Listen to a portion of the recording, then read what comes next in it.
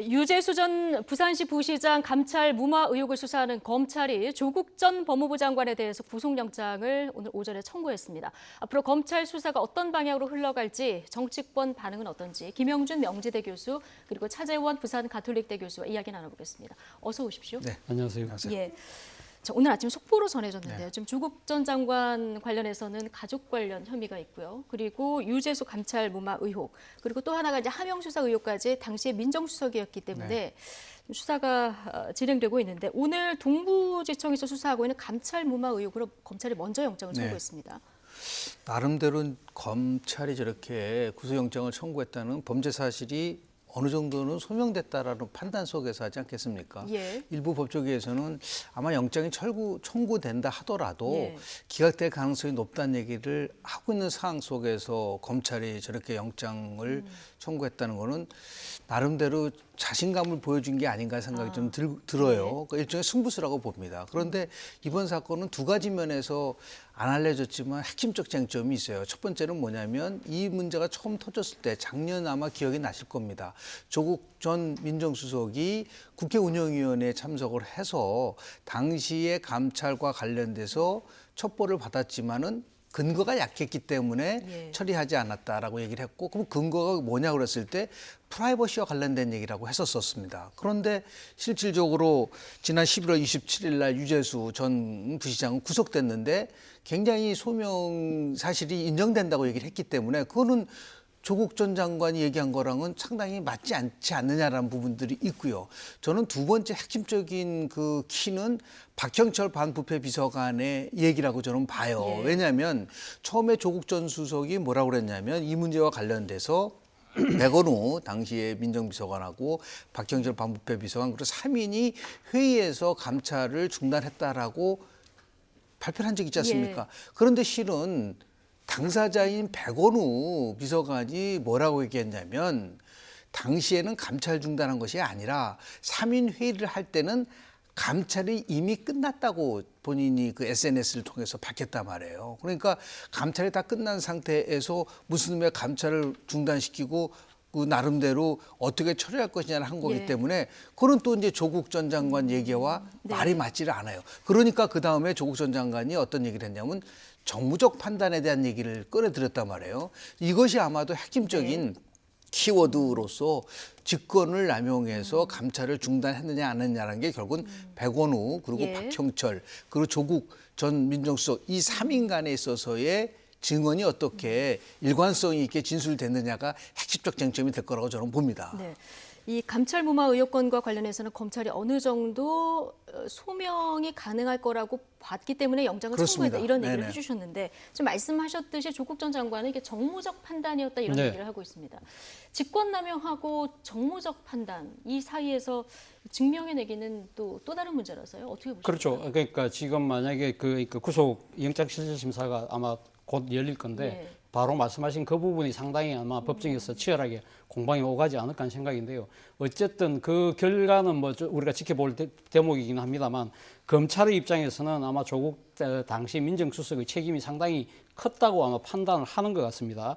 당시 민정수석은 뭐 정무적 책임밖에 없다고 이야기했지만 예. 그래서 거꾸로 이야기하면 법적 책임은 없다는 이야기 아닙니까? 그러나 검찰이 구속영장을 신청했다는 이야기는 상당히 당시 민정수석이었던 조국 전 장관이 상당하게 그러니까 이 그 감찰 무마와 관련된 여러 가지 그러니까 비리에 직접적으로 개입했을 가능성이 높다고 판단한다는 네. 것이죠. 만약에 이것이 그러니까 지금 상당히 법원에서 받아들여서 구속영장이 발부될 경우에는 정권의 도덕성이 상당한 그 지금 그 네. 타격이 불가피할 수밖에 없다는 것이고 그리고 만약에 지금 구속영장이 발부됐을 경우에는 결국은 그럼 조국 수석은 그러면 왜 이런 판단을 했을까라는 쪽으로 그러니까 지금 시선이 몰릴 수밖에 없잖아요. 그것이 만약에 위선으로부터의 뭐 지시나 또 아니면 정치권으로부터의 외압이 작용했다고 한다면 그 위선과 그럼 그 정치권의 외압의 실체는 누굴 것인가 예. 이 부분과 관련해서 또 다른 또 상당한 또 파장을 낳을 수밖에 없다. 예. 지금 뭐 소위 말해서 정권의 실체라고 하는 김경수 경남도지사 그리고 윤건영 국정상황실장 등의 이름 등이 계속적으로 지금 검찰 수사 과정에서 흘러나왔잖아요. 그렇죠. 이분들의 연루 혐의가 드러날 경우에는 정권의 도덕적 그 기반뿐만 아니라 정권의 통치 기반 자체가 흔들릴 가능성이 예. 높다. 이것은 결국 어떻게 되느냐? 총선 목전에 두고 있는 총선에도 상당한 불리하게 영향을 미칠 수밖에 없을 것이다. 자, 그렇다고 한다면 청와대나 민주당의 입장에서는 이 조국 전 수석에 대한 영장 청구에 대해서 상당한 불만을 검찰에게 표시할 가능성이 높다. 이것 때문에 상당한 그 이 양측 간의 갈등이 더 깊어질 수밖에 없다. 그리고 공교롭게도 예. 오늘 또 영장을 청구한 날이 대통령께서 오늘 지금 해외 순방에 나선 날입니다. 그러네요. 지난번 예. 그 기억하시겠지만 이 당시 조국 장관이 이 장관직이실 때 그때 집에 그 압수수색 영장이 갔을 때도 대통령이 공교롭게도 그날 자리를 비운 그날이었거든요. 그렇다고 한다면 이 지금 그 청와대나 민주당 입장에서는 검찰의 의도 자체에 상당한 정치적인 나름대로의 포석을 갖고 하는 것이 아닐까라는 의구심을 키울 수밖에 없는 대목인 것 같습니다. 하필이면 대통령의 순방일에 이런 일이 그렇죠. 있다 보니까 좀 검찰로 향한 의혹의 시선이 있을 수도 있다 이런 얘기를 해주셨는데, 자 지금 자녀 입시 비리 같은 가족 관련 혐의에 대해서는 검찰이 4개월째 지금 결론을 못 내고 있는 이런 상황입니다. 26일 날 오늘 검찰이 영장을 청구한 감찰 무마건에 대해서 영장 실질 심사가 열리는데, 만약에 여기서 법원이 영장을 기각한다 이러면 검찰로서도 타격이 좀 있을 것 같아요. 저는 뭐 1차적으로 기각됐다고 해서 타격이 입을 거라고 보지는 않아요. 예. 우리 통상적으로 보면은 뭐 우병우 전 민정수석 같은 경우도 여러 번 나름대로 그 영장이 기각됐고 나서 결국 나중에 구속된 부분들도 있기 예. 때문에, 다만 그렇기 때문에 제가 모두에 말씀드린 것처럼 아주 나름대로 검찰이 지금 우리 말씀하신 것처럼 대통령이 순방 중인데도 이 카드를 끌고 나왔다는 얘기는 나름대로 확신이 없는 상태에서 과연 나름대로 한번 구속영장을 청구해보자, 그러지는 않았을 그건 거라고 저는 본 아니었을 거죠. 것이다. 그러니까 예. 워낙 구체적인 소명할 수 있는 부분들이 갖고 있는 것이 아니야. 충분한 나름대로 근거를 바탕으로 한 것이 아니야. 우리는 뭐 전혀 그런 사실에 대해서 모르기 때문에 네. 추론을 해본다고 한다면 이제 그런 부분들도 있지 않겠다는 생각이 좀 예. 들고요. 또 그리고 대통령 순방제 이렇게 한 거는 한편 우리 추미애 법무부 장관 청문회가 30일 날로 지금 예정이 돼 있지 않습니까? 그러니까 1차적으로 일단 한번 나름대로 검찰로서는 추 장관이 임명되기 전에, 청문회 전에 나름대로 승부수를 건 게 아닌가라고 추론해 볼 수 있는 그렇다면 여지도 날짜가 있다고 몇 개 보는 안 겁니다. 남았기 때문에. 그렇습니다. 날짜가 몇 개 안 예. 남았기 때문에 그런 부분들도 있지, 순방 자체로 해서 청와대를 흔들기 위해서 이렇게 일부러 그러지는 않았을 것이다 하는 예. 생각을 좀 합니다. 조국 전 장관 어쨌든 1차적으로 이 감찰 무마건에서 네. 구속 갈림길에서 이제 거기서 면한다 해도 지금 하명 그 수사 의혹 관련해서도 당시 민정수석이었기 때문에 여기서도 자유로울 수 없는 이런 상황입니다. 지금 이 하명 수사 의혹이 선거 개입 의혹으로까지 네. 번진 이런 상황에서 송병기 전 부시장의 수첩이 좀 뇌관으로 떠오른 상황인데요.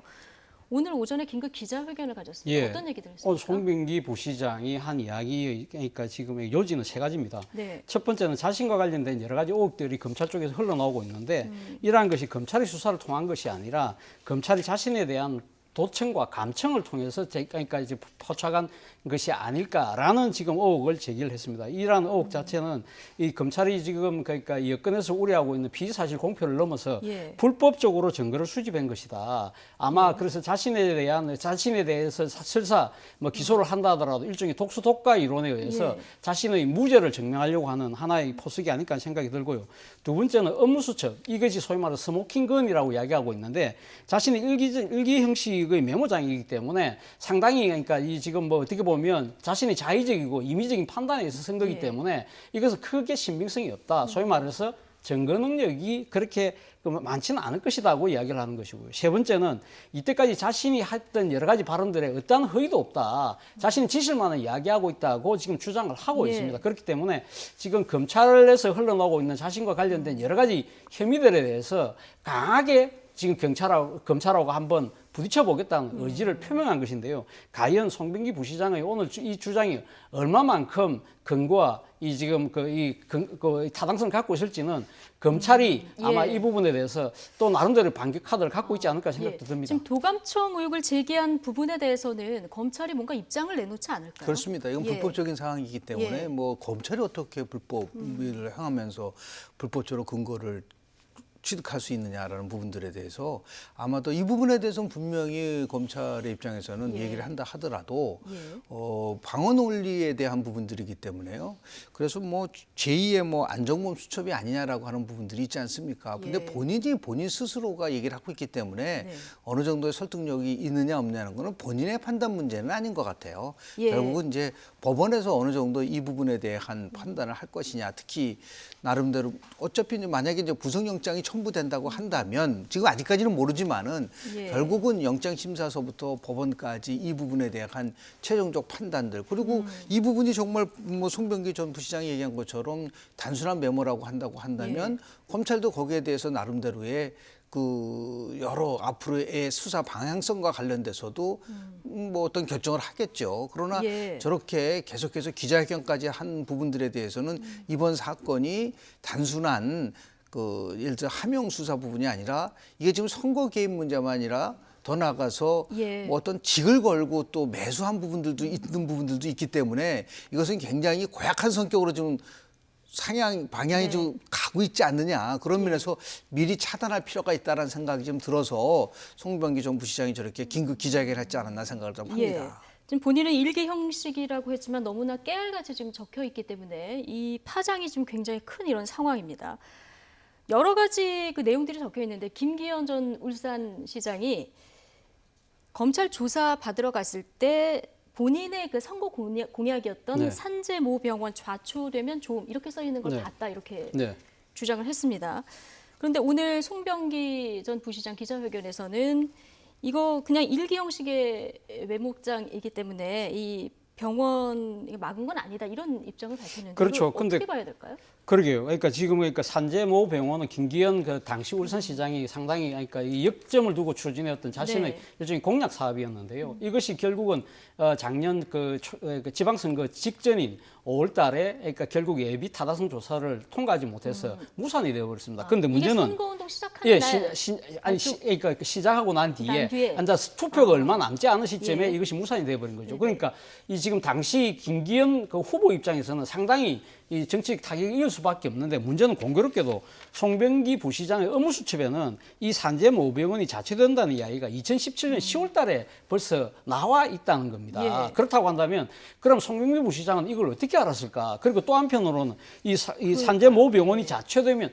조음이라는 표현을 해놨다. 예. 결과적으로 그러니까 이 산재모병원이 결국 무산이 됨으로써 당시 상대 후보였던 이 지금 송철호 후보한테 상당히 그러니까 덕이 되는 그런 결과가 갖고 왔는데 문제는 상당히 몇 달 한 대여섯 달 전에 송병기 부시장이 선거 캠프에 있으면서 이러한 사항을 미리 예측을 하고 좋은 쪽으로 예정한 대로 모든 상황이 흘러갔다. 이러한 부분들에 대해서 상당히 의구심이 일어날 수밖에 없는 상황인 것이죠. 당시 그 송철호 일기로만 보기에는 좀 일기로 보기에는 상당히 예. 좀 의구심이 있는 상황이죠. 그리고 당시 송철호 후보가 내세웠던 것이 공공병원이었는데 그 울산 공공병원은 공공병원. 결국은 또 뒤에 예비 타당성 조사를 면제를 받아서 이 결국은 관철이 되었거든요. 예. 그렇다고 한다면 이 정부 여당이 어떤 식으로든 상당한 영향력을 미친 것이 아닌가, 조직적 네. 개입을 한 것이 아닐까 하는 의구심이 상당히 일어나는 것이 예. 어떻게 보면 합리적이라고 할 수 있겠죠. 김영준 교수님 네. 산재모 병원하고 지금 울산 공공병원의 차이점은 뭡니까? 예비 타당성 조사에서 결과가 일단은 이제 지금 엇갈렸는데요. 가장 큰 거는 예. 과거에는 예비성 타당성 조사는 이제 공약의 효율성과 관련돼서 기재부하고 나름대로 이제 공공기관에서 이런 평가를 하지 않습니까? 그런데 공공병원이라는 것은 실제로 보면은 울산시가 중심이 돼서 이 병원의 모든 것들을 관장할 수 있는 부분들이기 때문에 예. 이거는 결국은 정부의 예산이 투입될 수 있는 부분들이기 때문에 상당히 굉장히 면밀하게 이러한 그 효율성에 대한 검토를 하게 됩니다. 비용과 나름대로 그런 그 효용에 대한 분석을 하고 있는데 예. 지금 말씀하신 것처럼 처음에서는 이 산재모 병원이 울산 전체에서 관할된 병원 속에서 올 수 있는 취득이 예비 타당성 조사에서 분명히 문제가 있다고 자초된 거가 이 정부도 최근에 공공사업을 확대하는 과정 속에서 다시 한번 이거는 뭐 면제를 했기 때문에 이게 앞뒤가 맞지 않는 것이죠. 예. 그러니까 같은 병원인데 뭐 산재모 병원이든 공공병원이든 이것은 울산시가 핵심적으로 추진하려고 있는 지역 수건 사업이라는 면에서 똑같다고 저는 봅니다. 그런 면에서 봤을 때 이게 왜 한쪽에서는 한 시점으로 봤을 때 좀 묘하다는 거죠. 선거 전에는 잘못돼서 문제가 있다고 생각을 하고 선거 다 끝난 상태에서 최근에 공공병원 물론 이제 상황에 따라서 변화가 올 수가 있는 예. 부분들이 있기 때문에 그렇죠. 하더라도 뭐 시간의 시간상의 차이가 차이가 있다 있으니까. 하더라도 그것을 여러 면에서 봤을 때 선거 개입에 대한 문제냐 아니냐를 가지고 자꾸만 이거를 쳐다보니까 네. 혹시 이것에 관련된 선거 개입의 하나 단서가 되지 않느냐. 그러니까 공약과 관련된 사업 속에서도 구체적으로 송초로 예를 들어서 네. 후보를 돕기 위한 것이 아니냐라고 하는 의심을 가질 수밖에 네. 없는 상황이라고 저는 봅니다. 한국당이 지난 주말에 울산을 찾아서 이제 네. 장외 집회를 이어간 이런 상황이고요. 밖에서 이제 강경한 투쟁 그 노선의 길을 이어가고 있는데 이러는 사이에 지금 선거법 4+1 협의체 단일안이 곧 나올 것 같습니다. 조금 전에 오전에 4+1 협의체에 그 민주당을 뺀 야당이 석패율제를 과감히 포기하겠다. 자, 이렇게 밝혔습니다. 지금 이제 민주당 의총 추인만 형식적으로 남겨놓은 이런 상황인데요. 자, 손학규 바른미래당 대표 그리고 유성엽 대한신당 대표 이야기까지 듣고 오시겠습니다. 오늘 바른미래당, 정의당, 민주평화당, 대한신당의 4당 대표들은 회동을 갖고 다음과 같이 합의하였습니다. 먼저 자유한국당의 의회주의 파괴 행위와 더불어민주당의 무책임한 버티기 행태에 깊은 유감을 표합니다. 우리는 장기화되고 있는 국회 파행을 이대로 방치할 수 없다는 데 뜻을 같이 하고 오늘 중으로 선거법, 공수처법, 검경수사권 조정안과 예산 부수법안, 민생법안을 일괄상정하여 통과시키기 위해 대승적인 차원에서 석패율제를 포기하기로 합의하였습니다. 이제 민주당의 시간입니다. 패스트트랙안을 누더기로 만들어버리면서까지 지키고자 한 것이 과연 무엇인지, 과연 개혁에 대한 의지가 얼마나 있는지 국민 앞에 당당히 보여주시기 바랍니다. 네, 지금 4+1 협의체 지금 야당 대표들이 민주당에서 마지막까지 네. 제시한 안을 지금 다 받은 이런 상황입니다. 뭐 선거법 단일안 곧 도출될 것 같은데요. 이렇게 되면 선거법 단일안이 도출됐기는 오늘 오후에 본회의가 열리면 패스트트랙 관련 법안이 일괄 상정될 가능성이 좀 높아진 거예요. 일단은 뭐 선거법 개정안이 통과되면 자연스럽게 예. 나머지 공수처법이라든지 공익수사권 조정 법안에 관련된 그 순서로 처리되겠죠. 그러나 중요한 거는 뭐냐면 도대체 누구를 위한 선거법 개정인가. 그러니까 일차적으로 말이죠. 선거법 개정과 관련돼 저렇게 했다고 한다면 민생법안 문제와 그리고 더 나아가서 예산과 관련된 부수 법안을 먼저 통과시키는 게 나을 것 같아요. 예. 그 부분은 뭐 어떤 경우라도 일차적으로 한 다음에 그러니까 당초 사실 민주당이 오늘 그 예산 부수 그렇습니다. 법안, 민생법안 원포인트 원포인트 예. 하자 했는데 지금 앞에 그 야사당이 여기에 합의하면서 선거법 단일안이 지금 나오게 된 이런 상황이라 변수가 된 거예요. 예, 그렇다고 한다면 앞으로라도 정말 자신들이 필요에 따라서는 언제든지 선거법을 바꿀 수 있다는 것을 보여준 거잖아요. 예. 지난 4월 달에는 뭐 석패율 제도도 포함한다, 권역별도 포함한다, 220부터 75로 하다가 시간이 흐르면 흐를수록 자꾸만 누더기 법안이 됐다는 것은 그 본질은 뭐냐면 얼마든지 선거법을 바꿀 수 있다는 것을 보여준 거잖아요, 스스로. 예. 그렇다고 한다면 선거법과 이러한 이 중요한 것에 대한 것을 무조건 밀어붙이기를 하지를 말고 예. 민생 법안과 예산 부수 법안에 대한 것은 뭐 원포인트 개헌을 본회의를 열든 간에 통과시킨 예. 다음에 이제는 이제 충분히 속표율 제도하고 연동형 캡까지 30%까지 했다고 한다면 이제는 뭐 시간이 이제 민주당으로 넘어간 게 아니라 네. 자유한국당도 이 부분에 대해서 어떠한 안을 갖고 협상할 수 있는 여건이 마련될 수 있을 거라고 저는 보거든요. 지금 더 나아가서 예. 뭐 위성정당 무슨 뭐 떴다방 정당도 나오고 뭐 우리가 듣지도 못했었던 용어들이 막 나오니까 네. 조금 더 심사숙고할 수 있는 시간을 가질 필요가 있지 않나 생각이 좀 예. 들고요. 꼭 올해 선거법을 통과시켜야 된다라고 하는 그러한 것도 실은 뭐 크게 설득력이 약하기 때문에 우선적으로 민생 법안과 예산 부수 법안을 통과시키는 게 원칙이 아닌가 생각을 좀 합니다.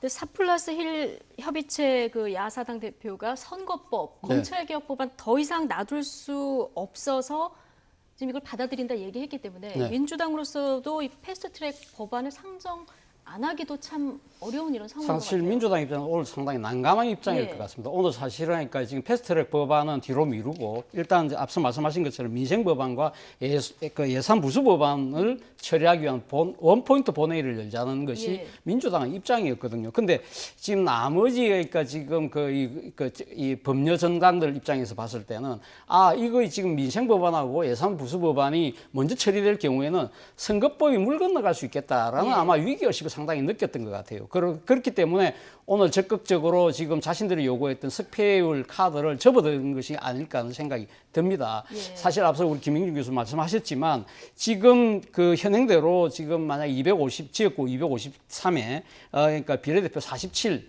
그러다가 여기다가 지금 연동형 캡을 한 30석 정도로 한다고 한다면 예. 이러한 상황이라고 한다면 한국당과 한국당도 전격적으로 지금 타협할 가능성도 있거든요. 이럴 그러니까요. 경우에는 예. 소위 말해서 지금 4+1 그 협의체 안에 들어있던 나머지 군소정당들 입장에서는 닭 쫓던 게 지붕 쳐다보는 격이 될 수 있다. 바로 그런 측면에서 보면 이 지금 한국당과 이 그 막판의 그 극적인 타협을 일종의 나름대로 저지하기 위한 나름대로 승부수를 띄운 것이 아닐까라는 생각이 듭니다. 근데 문제는 민주당 입장에서는 그러면 이 지금 자신들이 요구했던 석패율 제도를 접은 상태에서 그렇다고 해서 지금 이 다른 지금 법률 정당들의 이 지금 타협안을 받아들일 경우에는 이 지금 민생 법안과 예산 부수 법안 처리도 상당히 같이 묶이면서 지금 연내에 처리하기가 상당히 힘들어지는 그럴 수도 있다는 것이죠. 이런 것 때문에 민주당 입장에서는 오늘 상당히 선택의 기로에 놓인 것이 아닐까 하는 생각이 듭니다. 네, 어쨌든 상정을 하면 한국당은 필리버스터로 그렇죠. 나서고. 필리버스터로 그러니까 해기어간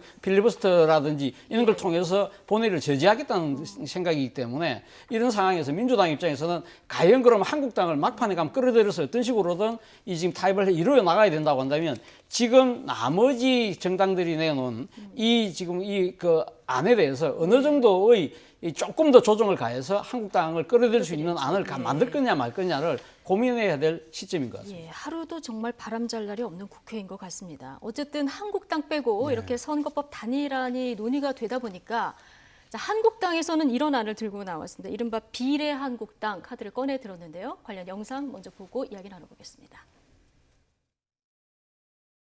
만일 민주당과 좌파 연합 세력 심정 선박이 이 같은 연동형 선거제를 밀어붙인다면은 우리는 미래 한국당을 만들 수밖에 없음을.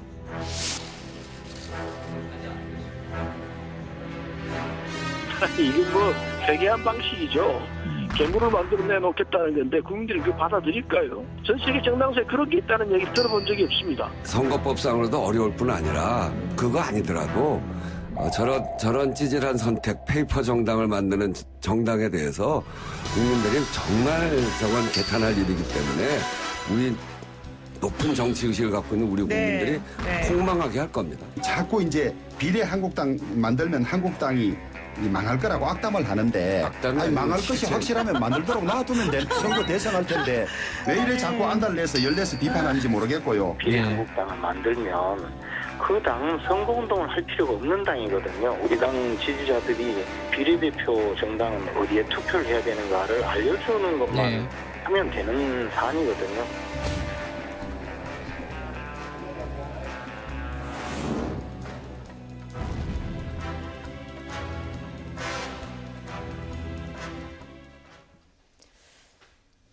비례한국당 카드, 김영주 교수님 어떻게 보십니까? 선거제도 수없이 연구를 해봤지만은 네. 저런 상황은 지금 듣도 보도 못했었던 부분들이 있기 때문에 예. 결국 뭐냐면 법적으로는 문제는 안 돼요. 법적으로는. 합법적인 안에서 되지만 다만 선거운동을 할 거냐 못 할 거냐 문제이기 때문에 벌써 비례한국당은 홍보가 다 됐거든요. 위성정당이라는 거 다 알려져 있잖아요. 그래서 뭐 김재원 의원이 그 얘기 하잖아요. 그렇잖아요. 비례대표 투표 어디에 해야 되는지 우리는 알려주기만 예, 하면 벌써 된다. 다 알려주기만 하면 된다고 하기 때문에 예. 문제는 저럴 경우에 한국의 정당 정치의 관점에서 봤을 때 저건 퇴행이라고 볼 수밖에 없는 부분들인데 그렇다면 이게 왜 생겼느냐. 결국은 선거법을 한쪽을 배제한 상태에서 나머지가 일방적으로 밀어붙이니까 결국은 자신들이 생존 전력 차원에서 갈 수밖에 없다. 이러면 또 민주당도 비례민주당이라는 것을 만들어야 되지 않느냐라는 문제까지 나올 수밖에 없기 되는 거죠. 근데 왜냐하면 민주당이 이걸 하기는 좀 어려운 그러니까 상황이지 않을까요? 최대의 이득을 예. 얻을 수 있다는 판단을 하게 되기 때문에 예. 이 문제를 가지고 또 민주당의 고민이 깊어질 수밖에는 없어요. 무조건 안 될 수는 없는 부분들이 네. 있기 때문에 결국 뭐냐면 편법과 꼼수와 더불어서 이 모든 것이 그래서 선거법이라는 것은 어떠한 경우라도 여야가 합의를 통해서 해야 된다라고 하는 그동안의 관행과 원칙이 지켜질 수밖에 없었던 이유를 다시 한번 보여주는 거예요. 그러니까 지금이라도 제가 볼 때는 예. 이 부분에 대해서 저렇게 말도 안 되는 일들이 벌어질 수 있는 가능성이 있다고 한다면 분명히 사전에 인지를 하고 예. 있다고 한다면 그것을 정치적으로 해결할 수 있는 지혜를 모아야지 예. 무조건 된다 안 된다 이 공방의 차원이 아니라고 보기 때문에 현실의 문제이기 때문에 민주당의 고민이 더 깊어질 수밖에 없을 거라고 저는 봅니다. 예, 차재원 교수님. 네. 오늘 이제 석패율제까지 다 포기하겠다 선언해서 네. 단일화 곧 나올 것 같은데 네. 이렇게 돼서 내년 총선으로 이렇게 하면 네. 자유한국당이 비례한국당 진짜 만들어서 선거를 치를 것 같습니다. 이렇게 되면 어떻게 되는 겁니까? 상당히 지금 앞서 정치가 말 그대로 희화화되는 그런 상황이 될 수밖에 없는 것이죠. 예. 말 그대로 코미디 같은 형국이 지금 벌어질 수밖에 없는 상태인데요. 바로 그 때문에 아마 제 생각에는 오늘 그 지금 나머지 그러니까 4+1에 지금 지금 민주당을 제외한 나머지 정당들이 내놓은 이 단일안에 대해서 아마 아까 민주당이 고민이 깊어질 수밖에 없는 이유가 바로 지금 이 상태에서도 한국당이 비례한국당을 만들 경우에는 한국당이 상당히 그 정치적 실리를 갖고 갈 가능성이 높다. 예. 바로 그 때문에 제 생각에는 막판에 한국당에게 손을 내밀면서 연동형 캡이라는 거 있지 않습니까? 네. 지금 30석으로 돼 있는 걸 25석 이하로 내리면서 최소한 그러니까 한 20석까지 간다고 한다면 현행과 거의 비슷한 효과가 나올 것 같으니까 그런 식으로 타협하자고 예. 아마 한국당을 이 선거판 협상에 끌어들일 가능성이 있지 않을까라는 생각이 듭니다. 아, 예. 예.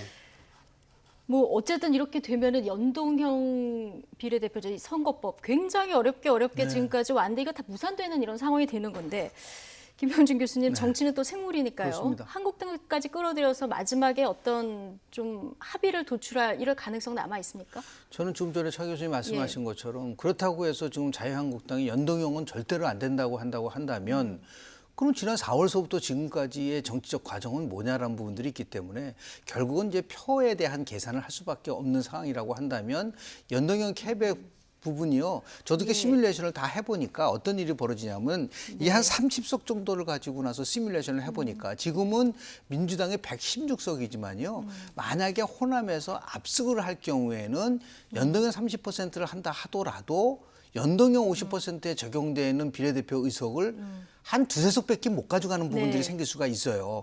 이것도 지금 민주당의 입장에서는 굉장히 고민스러운 부분들이 네. 있기 때문에 여하튼 병립형, 현재와 같은 병립형으로 배분하는 비율을 굉장히 높이고 이런 식으로 할 수는 있겠죠. 예. 나중에 결국은 22대의 총선 때에 전면적으로 다시 검토하는 한이 있더라 하더라도 이 부분을 상당히 줄이는 방향으로 가서 결국 그럴 경우에는 저는 자유한국당 이제 더 이상 이 문제를 가지고 농성을 예. 계속하기보다는 검경수사권 조정 문제를 펴서 공수처 법안과 또 연계할 가능성이 높아요. 예. 그러니까 다시 얘기해서 이거 굉장히 연동형을 받아주는 조건으로 공수처법의 일정한 부분을 서로 나름대로 조정하는 그런 부분들을 가지고 협상을 하는 것이 마지막 남은 서로의 리더십인데 예. 문제는 뭐냐면 그동안 뭐 연동형은 뭐 악법이라고 얘기를 했기 때문에 너무나 많은 거를 그냥 차단시켜 버렸어요. 자유한국당이. 예. 그런 면에서부터 자유한국당도 출구 전략을 택하기가 그렇게 쉽지는 않지만